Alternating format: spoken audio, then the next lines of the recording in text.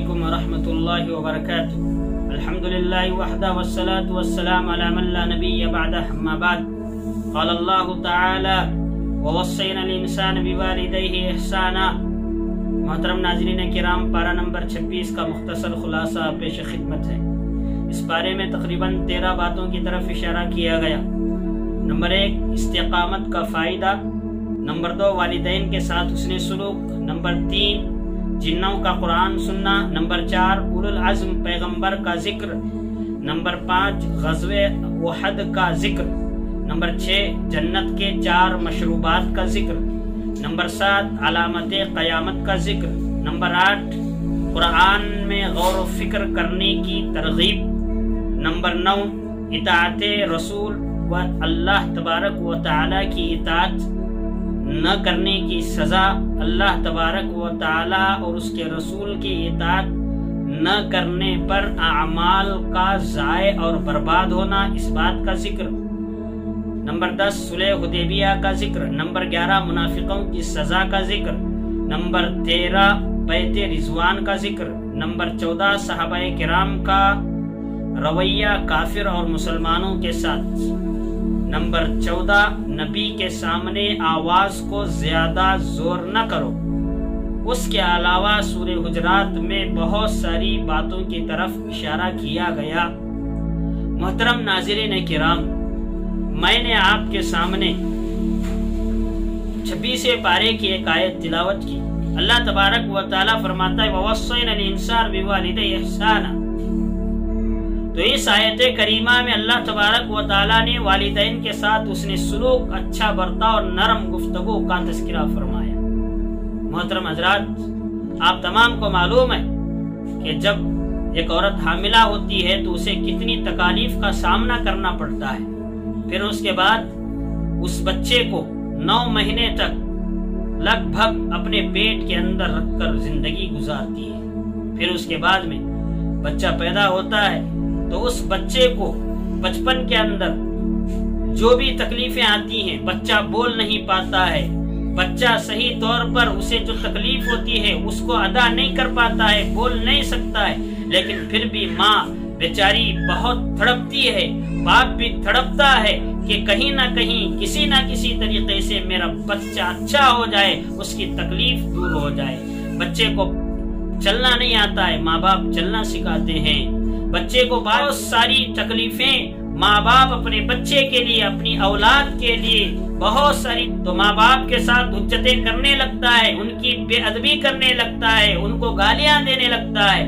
اللہ تبارک و تعالی اس آیت کے اندر فرمایا کہ تم والدین کے ساتھ حسن سلوک کرو۔ پیارے نبی صلی اللہ علیہ وسلم نے فرمایا کہ ماں باپ تمہارے لیے جنت بھی ہیں اور جہنم بھی ہیں۔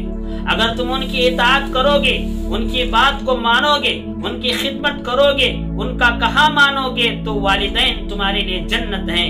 اگر والدین کی بات نہیں مانو گے، ان سے بے ادبی سے پیش آؤ گے تو وہی ماں باپ تمہارے لیے جہنم ہے۔ تو بہرحال ہم تمام کو ایسے پرفتن ماحول میں ضروری ہے کہ ہم اپنے والدین کی اطاعت کریں، والدین کی باتوں کو مانیں، والدین کی خدمت کریں، والدین کے ساتھ حسن سلوک کریں۔ اللہ تعالی ہم تمام کو اس بات کی توفیق عطا فرمائے۔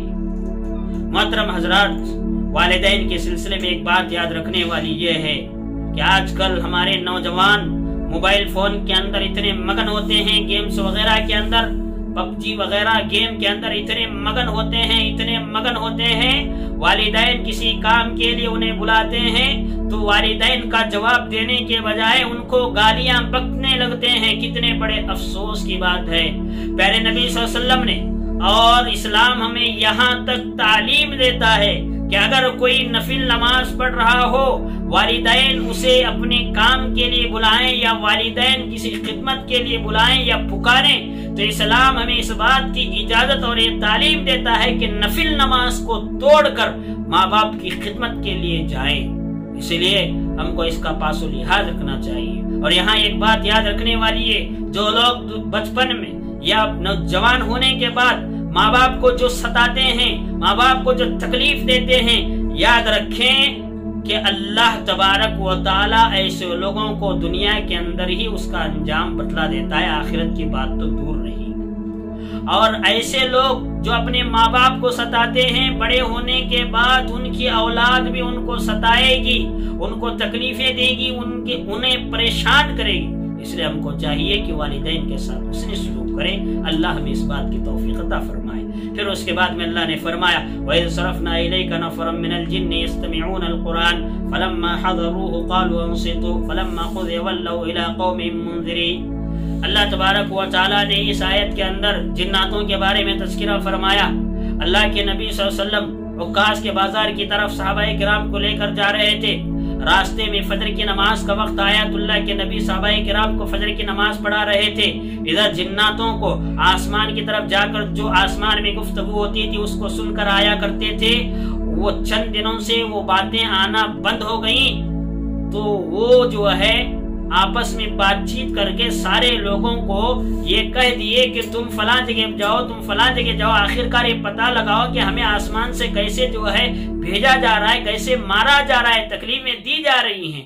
چنانچہ سارے ادھر ادھر جنات گھومنے لگے، پھرنے لگے، تو اس میں سے جنات کا ایک قافلہ، شیطانوں کا ایک قافلہ یا حجاز یعنی اللہ کے نبی صلی اللہ علیہ وسلم جہاں نماز پڑھاتے وہاں آئے۔ انہوں نے فجر کی نماز میں اللہ کے نبی صلی اللہ علیہ وسلم کو قرآن پڑھاتے ہوئے سنا تو اللہ کے نبی صلی اللہ علیہ وسلم کی قرآن سن کر انہوں نے کہا کہ قالوا سمعنا قرآنا عجبا، ہم نے ایک عجیب و غریب قرآن سنا ہے۔ اور ایک حدیث میں آتا ہے، صحیح مسلم وغیرہ کی حدیث ہے، ایک مرتبہ پیارے نبی صلی اللہ علیہ وسلم رات میں ہم سے اچانک غائب ہو گئے۔ صحابہ کرام اللہ کے نبی کو ڈھونڈنے لگے۔ بعض صحابہ کرام یہاں تک سمجھنے لگے کہ جناتوں میں سے کسی نے آپ کو اٹھا لے گیا ہے یا کسی نے نعوذ باللہ آپ کو قتل کر دیا۔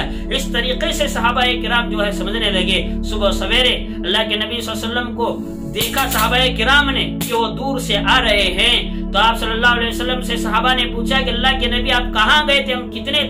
ہم جو ہے کتنا آپ کو تلاش کیے، ہم تو تعجب میں پڑ گئے تھے کہ آپ کو کیا ہو گیا۔ اللہ کے نبی صلی اللہ علیہ وسلم نے کہا کہ جناتوں میں سے مجھے ایک جنات آ کر لے کر گئے، میں ان کی جماعت میں گیا اور ان کو قرآن پڑھ کر سنایا۔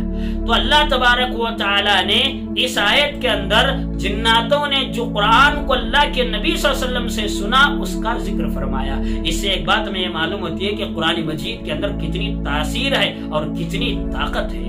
پھر اس کے بعد میں اللہ تبارک و تعالیٰ نے سورہ حجرات کے اندر بہت ساری چیزوں کا ذکر فرمایا۔ میں آپ تمام لوگوں سے یہ درخواست کرتا ہوں، یہ اپیل کرتا ہوں کہ سورہ حجرات ترجمے کے ساتھ پڑھے۔ بہت سارے مسائل اس میں معلوم ہوں گے، بہت ساری باتیں ہم کو معلوم ہوں گی۔ اللہ تبارک و تعالیٰ سے دعا ہے کہ اللہ رب العالمین ہم تمام مسلمانوں کو صحیح معنوں میں قرآن اور صحیح حدیث کے مطابق دنیا کی زندگی گزارنے اور اس دنیا سے رخصت ہونے کی توفیق عطا فرمائے۔ آمین ثم آمین۔ والسلام علیکم ورحمۃ اللہ وبرکاتہ۔